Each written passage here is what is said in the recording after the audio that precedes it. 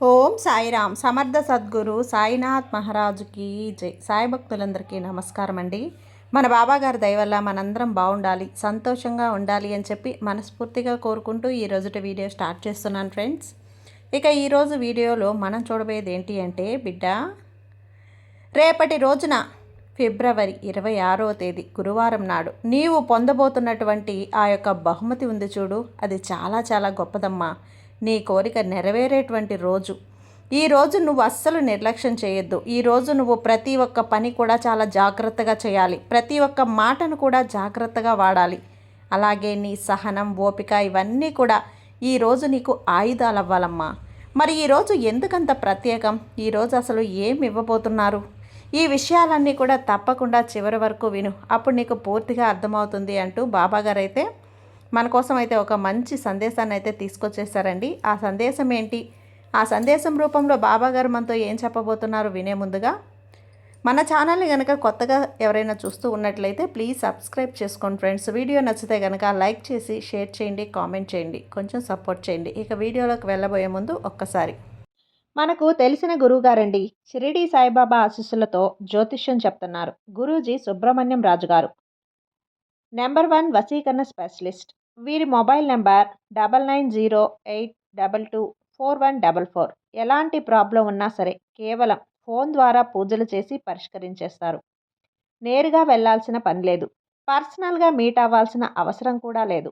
ఉన్న చోటనే కదలకుండా, మూడో కంటికి తెలియకుండా మీ మొండి సమస్యలను సైతం మీరు పరిష్కరించుకోవచ్చు. ప్రేమ, పెళ్లి, ఉద్యోగం, రాజకీయం, విదేశీ ప్రయాణం, ధనం నిలకడగా లేకపోవటం, భార్యాభర్తల మధ్య గొడవలు, ఆస్తి తగాదాలు, అప్పుల బాధలు, స్త్రీలు పురుషులు ఎటువంటి గుప్త సమస్యలున్నా సరే నెంబర్ 1 వశీకరణ స్పెషలిస్ట్.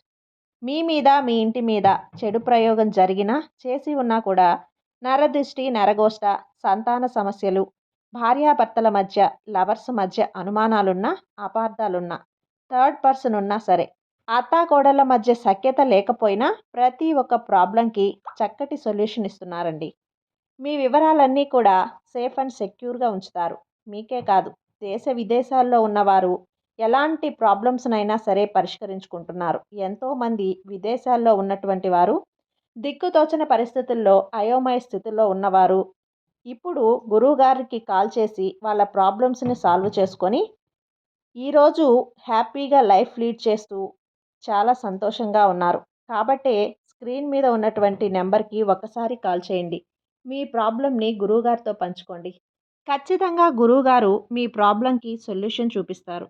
వీడియోలోకి వచ్చేస్తే, బిడ్డ, రేపటి రోజున నీవు పొందేటువంటి ఆ బహుమతి కానీ, లేదా నీ కోరిక కానీ, ఇలా ఏదైనా కానీ, నీవు ఎంత అమూల్యమైనటువంటి బహుమతిని, నీ కోరికను ఎలా పొందబోతున్నావు అనేటువంటి విషయాన్ని తెలుసుకో. నీ జీవితం ఎంత అమూల్యంగా ఉండబోతుందో రేపటి నుంచి తెలుసుకున్నట్లయితే నీవే నివ్వెరపోతావు. అసలు ఈరోజు ఈ సందేశం రూపంలో నీ ముందుకు ఎందుకు వచ్చానో తెలుసా? నీ కష్టాలను శాశ్వతంగా దూరం చేయటానికి. నీ చుట్టూ ఉన్న వారందరూ కూడా నిన్ను ఆశ్చర్యంగా చూస్తారు. నీ మనసును గాయపరుస్తున్నారని ఆలోచించావు కదా, దిగులు చెందావు. నీకు చెడు చేయాలని చూసేవారి నుండి నిన్ను దూరంగా ఉంచాను నేనే తల్లి. కొన్ని సూచనలు కూడా నీకు పంపిస్తాను, తప్పకుండా వాటి ద్వారా నువ్వు తెలుసుకో. ఎవరు నీకు చెడు చేయాలనుకుంటున్నారు అనేది, అలాంటి వారిని నువ్వు పూర్తిగా దూరంగా ఉంచాలి. వారితో నీవు విరోధం మాత్రం పెట్టుకోవద్దు. అయితే నీ పని అనేది నువ్వు చూసుకుంటూ వెళ్ళిపో. పట్టినట్లు ఉండు. వాళ్ళు ఏదైనా కానీ మాట్లాడితే నువ్వు కనీసం సమాధానం కూడా చెప్పనవసరం లేదు. అంతేకాని నీ విషయాలన్నీ వారితో పంచుకొని ఈరోజు చాలా అంటే చాలా బాధపడుతున్నావు. అయితే మొదటి నుండి నువ్వు చాలా జాగ్రత్త పడాలి. కానీ మొదటి నుంచి నీ గురించి అన్నీ చెప్పుకున్నావు. నువ్వు చేసే ప్రతి పని చెప్పుకున్నావు. అన్నీ చెప్పిన తర్వాత ఈరోజు ఏం చేసి మాత్రం ఏం లాభం చెప్పు? ఈరోజు కనీసం నీకంటూ ఒక ప్రత్యేకమైనటువంటి స్థానాన్ని నువ్వు క్రియేట్ చేసుకోలేకపోయావు. అలాగే ఎంతమంది చెప్పినా కానీ వినలేనంతగా వీలైనంత సహాయం చేయాలని నువ్వు ఆలోచించావు. కానీ సహాయం పొందిన వారే నీకు వెన్నుపోటు పొడుస్తారని నువ్వు అనుకోలేదు కదా. నీలో మాత్రం నేను ఎప్పుడూ కూడా స్వచ్ఛమైనటువంటి మనసును మాత్రమే చూశానమ్మా. ప్రతిఫలం అనేది ఆశించకుండా అందరికీ నీవు చేతనైనంత సహాయం చేశావు. చూసు, నువ్వు ఎంత మంచి మనిషివో, ఎంత మంచి పనులు చేశావో అందరికన్నా కూడా ఒక భగవంతుడిగా నేను అర్థం చేసుకున్నటువంటి నాకు మాత్రమే తెలుసు. అయితే ఫలితాలను మాత్రం ఏ విధంగా నువ్వు పొందలేదు. అయితే అటు ఇటు ఆర్థికంగా కావచ్చు, లేదంటే జీవితంలో మంచి లక్ష్యాలను కావచ్చు, లేదంటే కుటుంబ సభ్యుల్లో ఉన్నటువంటి ఒక మంచి స్థానాన్ని కావచ్చు, ఇలా నీ కష్టం అంతా కూడా పూర్తిగా బూడిదలో పోసినటువంటి పన్నీర్లాగా మిగిలిపోయింది. కానీ నీకుగా ఏమీ ఉపయోగపడలేదు కదా. నీ ద్వారా ఎంతోమంది ఉపయోగపడి ఎంతోమంది సంతోషంగా వారి వారి గమ్యాలను చేరుకొని ₹1 సంపాదించుకొని ఆనందంగా నీ కళ్ళ ముందు తిరుగుతూ ఉన్నారు. కానీ నువ్వు మాత్రం నా సలహాలను పొంది నా ద్వారా రూపాయి సంపాదించుకుంటూ అందరూ నాకే సలహాలు ఇస్తున్నారు, అందరూ కూడా సంతోషంగా ఉంటున్నారు, నేను ఆపదలో ఉన్నప్పుడు ఎవ్వరూ కూడా ఆదుకోవటం లేదు అని చెప్పి నిరాశ చెందావు. కానీ ఎవరి దగ్గర కూడా ఎప్పుడు నువ్వు చెయ్యి చాచి ఏదీ అడగలేదు. కానీ నిన్ను మాత్రం చాలా చులకన భావంతో పలకరిస్తున్నారు. చాలా అంటే చాలా చులకన భావంతో, నిర్లక్ష్యంతో నీతో వ్యవహరిస్తున్నారు బిడ్డ. కొంతమంది వ్యక్తులు నువ్వు చెప్పాలంటే డబ్బు కంటే కూడా నీకు నీతి, నిజాయితీ, అలాగే నిజాయితీతో సంపాదించినటువంటి ₹1 మాత్రమే కావాలని చెప్పి అనుకున్నావు కదా. కానీ అక్రమంగా ఏ రోజు కూడా ఎవరి సొత్తును కూడా నువ్వు కోరలేదు. ఎవరి నుంచి కూడా నువ్వు అన్యాయంగా ₹1 సంపాదించి బతకాలని నీ ఊహ కూడా నువ్వు చేయలేదు. ఇదే నీకు అన్ని రకాలుగా నా ఆశీర్వచనాలను దగ్గర చేశాయి. నీకు ప్రశాంతమైనటువంటి జీవితాన్ని నువ్వు దూరం చేసుకున్నావు. అవును, నిజమే తల్లి. నీవు ఎంతో ప్రశాంతంగా గతంలో చాలా చాలా ఆనందంగా నువ్వు ఉండేదానివి.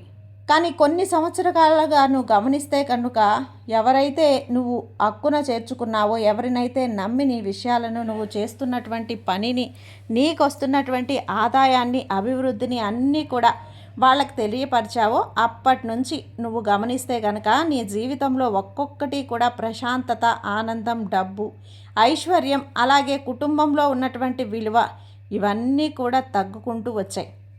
నువ్వు గమనించు, చాలా రోజుల నుంచి నువ్వు ఎవరికైతే ప్రాధాన్యత ఇచ్చావో ఆ వ్యక్తులే నిన్ను కొట్టిపారేస్తున్నారు.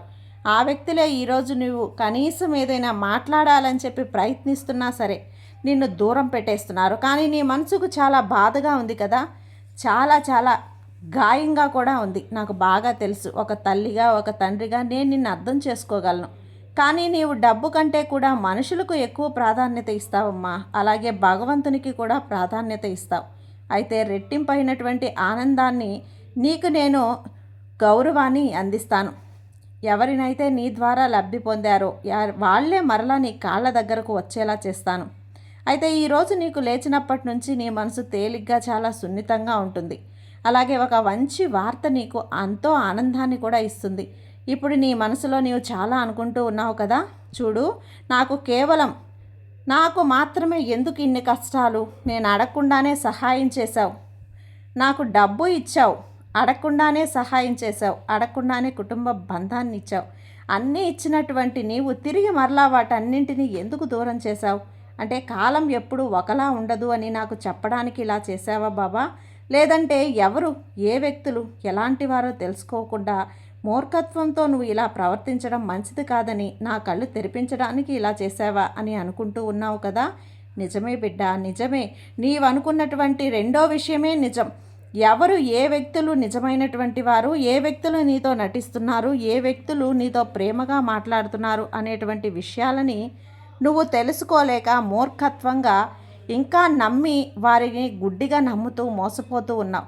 అది చూసి నేను భరించలేకపోతున్నాను. ఒక్కసారిగా నిన్ను ఎంత ఎత్తునైతే ఎత్తానో అంతే కిందికి లాగేశాను.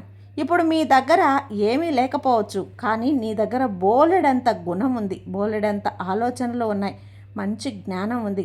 తిరిగి మరలా డబ్బు సంపాదించగలవు, తిరిగి మరలా కీర్తి ప్రతిష్టలను పొందగలవు. కానీ నీ జీవితంలో అత్యంత అనవసరమైనటువంటి ప్రాధాన్యత ఇస్తున్నటువంటి వ్యక్తులను మాత్రం నువ్వు దూరం చేసుకోలేవు కదా. ఇప్పుడు అర్థమైందా? ఏ వ్యక్తి ఎటువంటి స్వరూపము, ఏ వ్యక్తి అసలు స్వరూపము ఎలా ఉంటుంది అనేది ఎప్పుడైనా జాగ్రత్తగా మసులుకో. నీకు ఎలా ఉంటున్నారు అనేది తెలుసుకొని ఎవరి దగ్గర ఎలా ఉండాలి, ఎవరితో ఎలా మాట్లాడాలి, మాట్లాడినటువంటి విషయాలను ఎంతవరకు మాట్లాడాలి, ఏ విషయాలను వారితో మనం చెప్పుకుంటున్నాం అనే దాని గురించి ఆలోచించుకో. సంతోషం, డబ్బు ఇవన్నీ ఏముంది, ఇవన్నీ కూడా క్షణంలో కరిగిపోయేవే. కానీ ఎన్నో సందర్భాలు రాక మానదు. మనిషి అన్న తర్వాత కష్టం వస్తుంది, సుఖం వస్తుంది.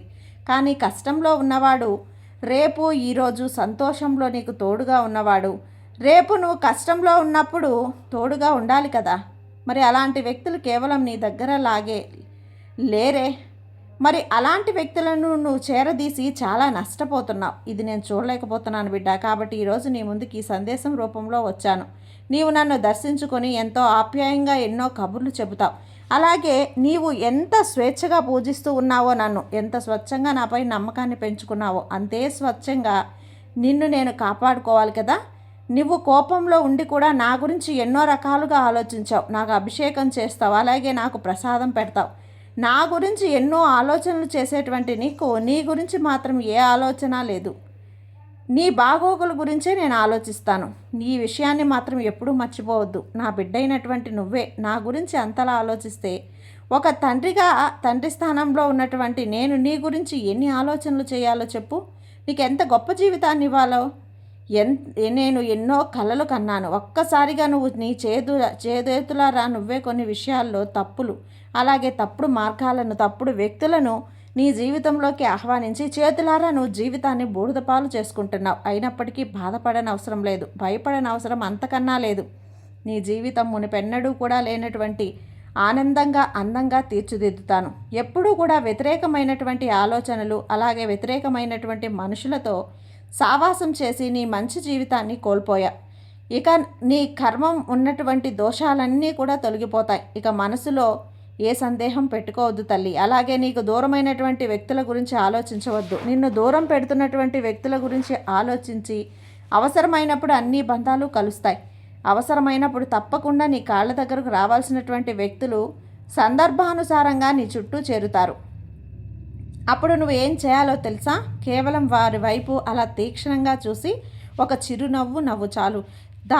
అది వారికి ఎలా ఉండాలి అంటే, వారు చేసినటువంటి వెన్నుపోటు ఒక పెద్ద గాయంలాగా మిగిలిపోవాలి. అలాగే ఉండాలి చిరునవ్వు. నువ్వు ఎదురు చూస్తున్నటువంటి అదృష్టాన్ని అందిస్తాను. నీకు అడగనటువంటి ధనాన్ని అందిస్తాను. నువ్వు ఎప్పుడూ కూడా చూడనటువంటి కీర్తి ప్రతిష్టలను ఇస్తాను. అలాగే నువ్వు ఇవన్నీ ఇచ్చిన తర్వాత నన్ను మాత్రం మర్చిపోవద్దు తల్లి. అంతేకాకుండా నీ చుట్టూ ఉన్నటువంటి పశుపక్షాదులపై ఇప్పుడు ఎలా ప్రేమను చూపిస్తున్నావో అప్పుడు కూడా అంతే ప్రేమను చూపించు. అలాగే ₹1 వచ్చిందని ఎప్పుడూ కూడా ఆ రూపాయి నీ దగ్గర ఉందని 10 మందికి చెప్పుకోవద్దు.